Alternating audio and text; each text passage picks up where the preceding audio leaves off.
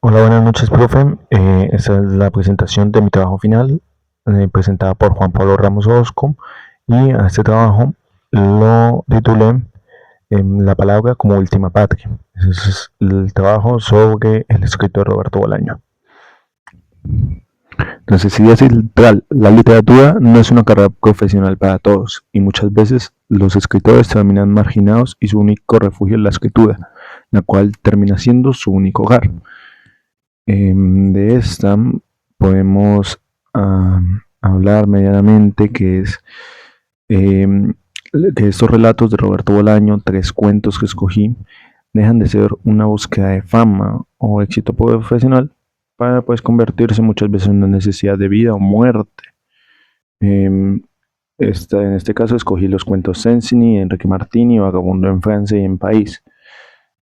Estos muchas veces son náufragos sociales o exiliados de la misma sociedad, y a pesar de ese bagaje, la palabra escrita termina siendo su única patria verdadera y lo único que realmente les causa un tipo de dignidad.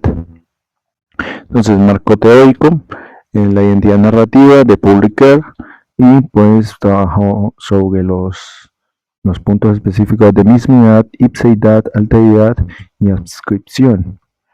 Esto pues lo trabajo desde el punto de vista que a cada cuento le hallo como cada uno de estos puntos, y pues esto nos ayuda a analizar y a profundizar de mejor manera la literatura de Bolaño y el cómo está trascendido el tiempo.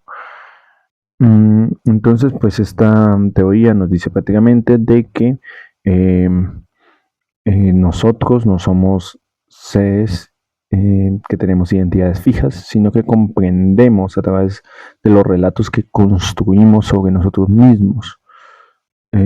O sea, nos construimos desde esta misma.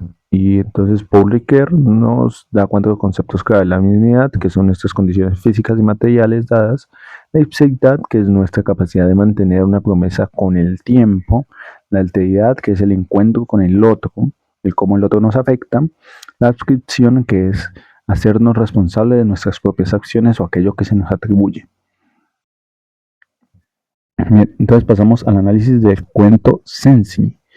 Entonces, en el cuento Sensini se halla la mismidad en la pobreza de los escritores exiliados en España y con su refugio en la escritura.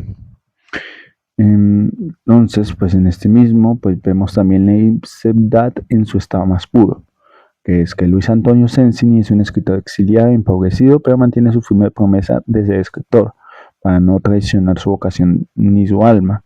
Desarrolla la estrategia de enviar sus textos con diferentes títulos múltiples, concursos de provincias en España. Pues además de ello, la alteridad está marcada por el fantasma de su hijo Gregorio. O sea, este lazo que tiene con el hijo Gregorio y su regreso a Argentina, la búsqueda de él y la verdad de qué pasó con él. Y pues al final Sensini pues busca regresar a su hijo en este acto de adscripción, donde asume el doloroso destino con total responsabilidad. O sea, el destino de que su hijo murió, pero él quiere hallar la verdad de este mismo. O sea, por qué fue su muerte y cómo fue su muerte.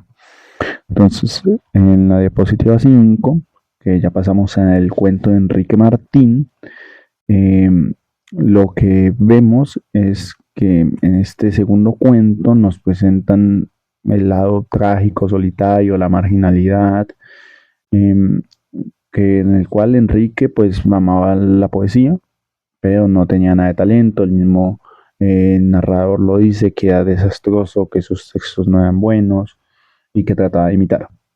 Entonces, pues no recibe ningún tipo de validación ni cuando hace su revista, ni por el narrador, ni nada, y entra en una crisis narrativa. Eh, Enrique Martín rompe los lazos de la alteridad sana y se refugia en la paranoia de los ovnis, las matemáticas ocultas. Y al final del cuento, al no poder construir un relato coherente que lo conecte con el mundo de los vivos, se quita la vida, convirtiendo su habitación en un indescifrable libro de números pintados en las paredes. Entonces su alteridad y su descripción es que él no pudo ser un escritor reconocido, un poeta reconocido, por eso mismo se quita la vida eh, por no tener este reconocimiento. Se adscribe a la relación de soy un poeta fracasado. Ya soy un poeta fracasado y no quiero vivir como poeta fracasado y decide suicidarse. Y pues todo esto, esta alteridad, estos números en las paredes, donde muere, todo esto funciona como esta alteridad. Y pues la idea, su falta de validación, misma un poeta sin talento poético, pero apasionado por la literatura. O sea, le era un apasionado, pero lastimosamente no tenía talento. Y pues pasamos a El vagabundo en Francia y en París. Pues pues es el cuento que yo trabajé con mis compañeros. También hicimos un video. Y pues finalmente en El vagabundo en Francia y en París la marginalidad es física y geográfica. El protagonista, que es B, carece de la mismidad material que nos da la estabilidad diaria. No tiene casa ni rutinas, pero pues sin embargo se salva de la invisibilidad absoluta gracias a la memoria literaria. Caminar por país buscando a los fantasmas de los escritores malditos que pasaban por sus mismas penurias, por sus mismas penas, sus mismos dolores. Activa una alteridad espiritual, o sea, como la conexión con estos autores muertos, pues le da este sentido de alteridad. Y pues se le adscribe a este mismo vagabundo, como mismo lo dice el título, se le ascribe a que él es un vagabundo, un ser sin rumbo fijo. Al saberse pues la parte desarmanda de los poetas desterrados, le da el abrigo necesario para sostener su identidad, o sea, al, al tener estos lazos o este sentido común con estos escritores, pues se le da como esta adscripción y pues se le da esta identidad a él, al personaje principal, que es B. Entonces, pues conclusiones. Conclusiones, pues básicamente es la escritura como un escudo. O sea, la escritura un espacio de dignidad inexpugnable frente a la derrota material, perdón. O sea, la escritura a todos estos personajes les sirve como un escudo ante la derrota material que en sus vidas se da a reconocer: pobreza, soledad, olvido, poco reconocimiento, y esto mismo.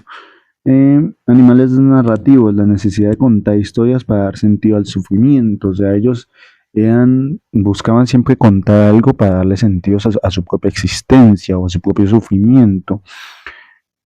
O sea, el que ellos lean y narren historias tristes dentro de la literatura de Bolaño hace que esta misma les dé sentido a su propia vida, a la propia vida del narrador y muchas veces a la propia vida del lector. Y pues la patria portátil, la literatura es la casa invisible de los desposeídos. O sea, a esto me refiero de que en la literatura de Roberto Bolaño, esta literatura se pasa a ser el único hogar existente donde estos hacen parte relevante de una historia. ¿Sí? Es el único lugar donde ellos realmente son libres, sin importar las cosas que sucedan exteriores a ellos, y en el único lugar en el cual ellos realmente son seguros, a través de la poesía, a través de la escritura, a través de escritos de otras personas. Son el único lugar donde realmente ellos les dan sentido a su propia vida y encuentran un propósito para seguir medianamente existiendo, ¿no? O intentando afrontar todos estos problemas que suceden en la vida de ellos. Y pues las dificultades que encontré yo al realizar este trabajo. Encontré el punto en común entre Enrique Martín y Cencinis, encontró pues mucha similitud. Pues son cuentos del mismo libro, de llamadas telefónicas de Roberto Bolaño. Tienen cierto parecido con la muerte de ambos personajes, de Cencinis y de Enrique Martín. Los narradores ambos están fuera de ellos o no comparten mucho con ellos. Entonces tuvieron ciertas similitudes, ciertos parecidos, pero yo haber trabajado ya anteriormente, digo, el cuento de Vagabundo en Francia y en País, pues se me hizo más fácil tomar este cuento otra vez, volver a releerlo, darle dos, tres releídas y pues encontrarle sentido. Y pues la identidad narrativa se ve muy fácil, pero encontrar el punto en común entre todos fue lo más complicado. Porque es que ahí es donde nos damos cuenta que Bolaño siempre buscó o siempre fue muy ameno a la teoría de Paul Ricoeur. Y entonces esa es la segunda dificultad que se me presentó, aplicar la teoría de Paul Ricoeur, de explicar en su libro a sí mismo como otro, en la cual pues aplicar esta teoría de identidad narrativa pues era lo complejo, porque es que tenía que hallar cada una, como le dije anteriormente, pero allí mismo eh, intentar no ser muy ambiguo, tratar de sintetizarlo más, eh, encontrar dentro de todo ello por qué Bolaño lo hacía, porque Bolaño lo hacía para él mismo dignificar ese sufrimiento que muchas veces tal vez él no vivía, pero tal vez sí sus amigos o conocidos o personas cercanas a él o que su historia o la historia de las otras personas, perdón, le afectaba a él, como mismo lo dice en la teoría de Paul Ricoeur, le afectaban a él y lo hacían pensarse sobre sí mismo y sobre su actuar. Entonces ahí pasó al otro punto, pensar Roberto Bolaño como escritor. Entonces Roberto Bolaño tiene una literatura bastante trágica, bastante dolorosa en cuanto a la perspectiva del escritor, porque muchos de sus cuentos, junto con eh, este libro que es Los Detectives Salvajes, algunos cuentos de llamadas telefónicas, algunos cuentos de putas asesinas, son muy dolorosos con la perspectiva del escritor, son muy difíciles, en lo cual Bolaño dice que el ser escritor no siempre lleva fama o prestigio, o que realmente esta misma perspectiva de Bolaño o tal vez es narrada desde su propia perspectiva de vida, porque él mismo vivió estos márgenes de ser escritor, de tener poca economía, de aguantar hambre, junto con sus viajes, cuando salió de Chile, cuando volvió durante el problema de la dictadura. Entonces, el pensar como Bolaño como escritor y sobre la escritura de él fue una de las dificultades más grandes porque él es muy trágica, su tragedia es muy fuerte. Y ya, me pasé un poquito de tiempo, pero muchas gracias, profe. Espero le guste.